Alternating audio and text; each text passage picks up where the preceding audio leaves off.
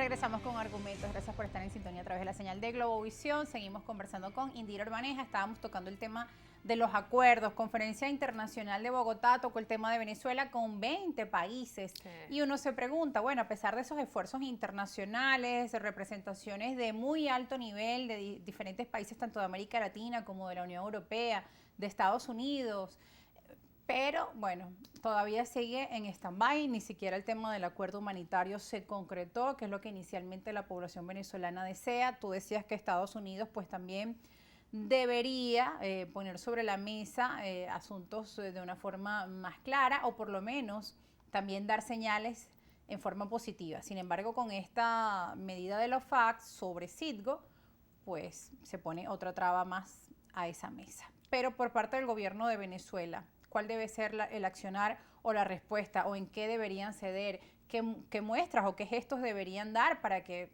ambas partes puedan avanzar? Hablaba Petro de una política de dos rieles, que en la medida en que Venezuela trabaja en su cronograma electoral y en su regreso a, por ejemplo, organizaciones como la Organización Interamericana de los Derechos Humanos, Estados Unidos en esa otra vía debería ir trabajando en el alivio de sanciones.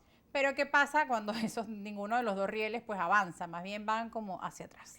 Bueno, ya te dije que de parte de la oposición falta honestidad y claridad. Ya te dije que de parte de los Estados Unidos falta que definan si es garrote o es zanahoria, pero no pueden estar en esa ambigüedad y que tiene que realmente comprometerse. Va a haber diálogo, negociación con Venezuela, hay que impedir las acciones que implosionan el proceso. Y del lado del gobierno, creo que la diplomacia de micrófono no es buena. Cuando vemos que los altos líderes del gobierno, bueno, salen y ponen una cantidad de peticiones en la mesa, esto que quienes hemos trabajado temas de negociación sabemos que es normal, que a veces tú agarras y pones una lista de 100 cosas que tú sabes que no vas a obtenerlas todas, pero es un poco elevar el costo de la negociación y ver qué sacas de eso. Pero eso así no lo entiende de repente los interlocutores de la comunidad internacional o de incluso el mismo pueblo, porque yo me encuentro personas que me dicen, mira, pero es que yo creo que el gobierno está pidiendo demasiadas cosas.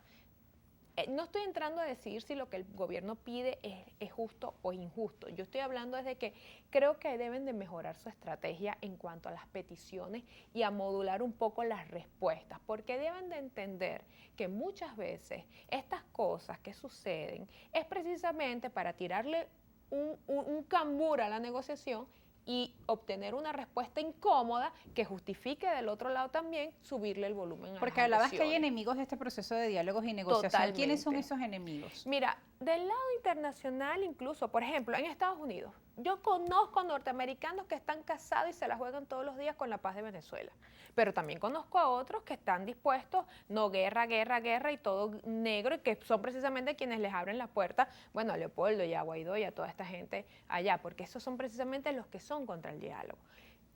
Y a lo interno también lo tenemos. Nosotros tenemos sectores dentro de la oposición que están comprometidos y que tengo que reconocerlos públicamente con quienes converso, que están comprometidos realmente con el diálogo y la negociación, incluso sectores de la misma plataforma unitaria, pero también en esa plataforma hay sectores, como ya te dije, que siguen teniendo la carta bajo la manga y siguen apostando ¿a qué? A que haya una confrontación porque a ellos no les interesa el país.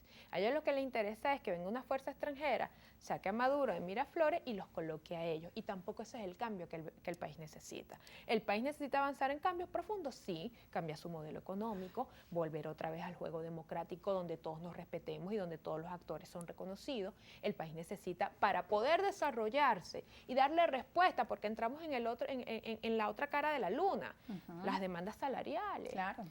Los abuelitos, los pensionados, y muchas veces se le explica a la gente que mejorar eso depende del tema de las negociaciones, pero entonces ¿cómo se explica que hay una voluntad política de ir hacia adelante si no se avanza en esa mesa y no se termina de dar respuesta porque la gente quiere esas respuestas ya? Necesitamos voluntad. Yo creo que el pueblo venezolano es un pueblo noble. Yo aprovecho para hacerle un reconocimiento a los venezolanos. Los venezolanos son nobles. Los venezolanos han aguantado todo, han aguantado la corrupción asumida por el propio gobierno, no lo está inventando Indira. Han aguantado las sanciones y tenemos que recordar que nosotros perdimos el ingreso petrolero mucho antes, incluso cuando empezaron a llegar las sanciones e incluso mucho antes de que se descubrieran las tramas de corrupción en el sector petrolero, ya había un bajón en el ingreso petrolero. Yo me niego a pensar que Nicolás Maduro es extremadamente malo y que el tipo tiene la plata bajo el colchón y no quiere aumentar el salario. Hay también que sembrar un poco de conciencia. Yo no estoy justificando al gobierno, no estoy haciendo apología al gobierno, solo estoy diciendo que tenemos que entender en dónde estamos sentados y que no vamos a resolver este problema con un aumento, con un bono, porque el problema de fondo sigue siendo recuperar el ingreso del país para poder controlar la inflación. Tenemos que producir, tenemos que atraer inversión y eso es imposible mientras que siga la conflictividad política y mientras que sigamos siendo un país con baja calificación financiera y además sancionado. Entonces la gente tiene que entender que no es nada más pedir el aumento de salario. La gente tiene que entender que tenemos que exigirle hoy a los actores políticos de todos los sectores y a la comunidad internacional que se pongan serios con la negociación. Porque al final quien paga esa cuenta es la gente, al final quien ha pagado, todos nosotros, todo lo que ha venido ocurriendo, pues hay hechos de corrupción en PDVSA, hechos de corrupción con monómeros, o sea, de lado y lado encontramos corrupción y además unos montos, bueno, muy altos, mientras que se le dice a la gente no hay para aumentarles, mientras que vas a un hospital y no hay los medicamentos, no hay insumos, tienes que llevar toda la lista de mercado al hospital. En las escuelas, lamentablemente, se les dice a los niños, bueno, habrá clases 2 o 3 veces a la semana porque no hay para pagar a los maestros. Es decir, hay una situación muy grave, muy crítica. Y bueno, la gente lo que siente es como que cada vez hay más excusas o más trabas y no se termina de concretar una solución real. ¿Cómo se le explica a la gente este proceso, no? O por qué las trabas en este proceso. Mira, hay dos cosas. Antes de cómo explicarle a la gente te tengo que decir, porque me acabo de entrar en un proceso de reflexión aquí, escuchándote. ¿Cómo le decimos a la gente, cómo le decimos al abuelito? Claro. Que su pensión no le alcanza para comer o para comprarse la pastilla de la atención. ¿Cómo tú le explicas a ese señor, a ese abuelito, que lo que quiere es su pastilla? El tema de las sanciones, el tema de que hubo un tipo en PDVSA que se robaron 3.000 millones. ¿Cómo tú le explicas todo eso cuando él lo que quiere saber es cómo hace para comprar su pastilla? Pero además de eso, mira, ahí es donde tenemos que preguntarle entonces a la comunidad internacional, ¿quieren o no quieren ayudar? Ahí es donde le tenemos que preguntar a la oposición, ¿quieren o no quieren negociar? Le tenemos que preguntar al gobierno, ¿quieres o no quieres dar algún gesto para abrir la negociación? Porque fíjate algo, la comunidad internacional, parte de la comunidad internacional, no puedo generalizar, pero yo creo que quien me escucha sabe quiénes son esos países. Y parte de la oposición son unos egoístas y unos hipócritas. Porque ellos creen que si ceden, están ayudando a Nicolás Maduro. No, no hagas tal cosa porque es que vas a ayudar a Maduro. Hermano, ¿no es ayudar a Maduro? Es ayudar a todos nuestros abuelitos y pensionados.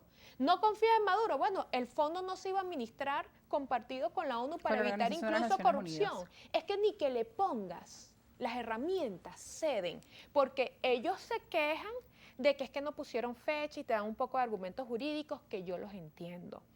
Pero también la verdad es que hay un grupo de oposición que ha dicho que no pueden abrirle la puerta a Nicolás porque Nicolás si recibe esos 3.000 millones y si recibe más plata o si le bajan la sanción o si Chevron incluso le modifican la licencia de OFAC para que paguen cash a PDVSA, estamos dándole oxígeno al régimen. Bueno, es que hemos escuchado sectores incluso en días recientes repetir que es importante mantener la política de sanciones porque si no también el gobierno se los habría robado, pero por otro lado, pues también como país nos vemos en el ejemplo, por ejemplo, de Cuba, con más de 50 años de un bloqueo. Podemos durar muchísimo. Y ahí vemos la población de Cuba sufriendo y vemos que eso no cambia los gobiernos y eso es solo un ejemplo por mencionar en Latinoamérica, pero lo hemos visto a lo largo de la historia. Nos vamos a una pausa y ya regresamos con más.